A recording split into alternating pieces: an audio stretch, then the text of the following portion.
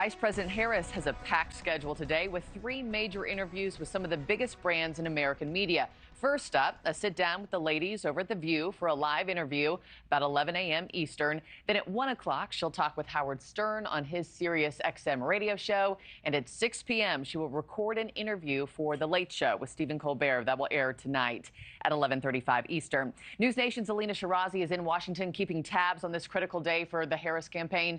Alina, one of the biggest criticisms facing the vice president is that she's not answering the tough questions.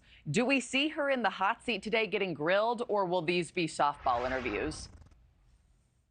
Yeah, Markie, good morning. Good to be with you. Well, that does remain to be seen, but we know that the vice president is set to unveil a number of policy proposals throughout the day, which we will see in those interviews. But as for her schedule, here is what she has on the docket. We know she has appearances on The View, The Howard Stern Show, and The Late Show with Stephen Colbert. We will see VP Harris focus on helping Americans who are caring for both kids and aging parents.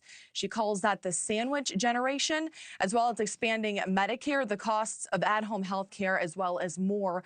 We know that these interviews, though, Markie, come on the heels of a sit-down with 60 Minutes, where she was grilled about the Biden administration's handling of the border crisis. So here is a little bit of that exchange.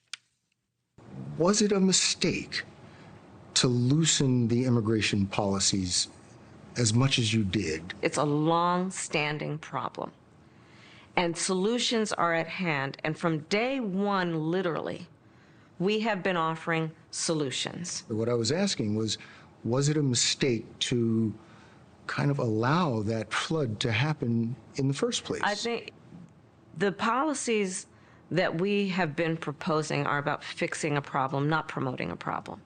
Okay. But the numbers did quadruple. And the numbers today, because of what we have done, we have cut the flow of illegal immigration by half. We have cut the flow of fentanyl by half. But we need Congress to be able to act to actually fix the problem. And we know that the Harris campaign is trying to reach a diversity of voters in this week's media blitz, from the older, more politically oriented viewers of 60 Minutes to the younger and female voters who watch the Call Her Daddy podcast. So she's doing a wide variety and a lot of diverse interviews to try and reach everyone in all corners this week. Markie. Yeah, several back and forths like that in that 60 Minutes interview. I'm about to play more sound here in just a little bit. Big day for the Harris campaign. What about the Trump campaign, Alina? What's he up to during this media blitz?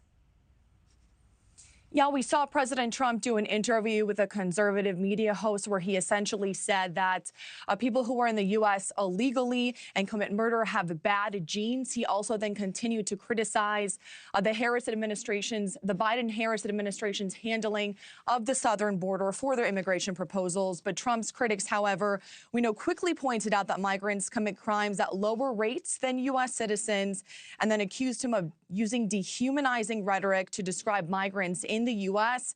And tonight, President Trump is also set to appear in a virtual town hall dubbed Make America Healthy Again, with Tulsi Gabbard, RFK Jr., and doctors to talk about America's health crisis. And Markie, a lot of this happening as many states undergo their early voting very soon. Both campaigns know this, Markie. Alina Shirazi, thank you so much, live from D.C. this morning. Thanks for watching, everybody. Go to joinnn.com to find NewsNation on your television provider. Also, don't forget to click that red subscribe button below to get more of NewsNation's fact-driven, unbiased coverage.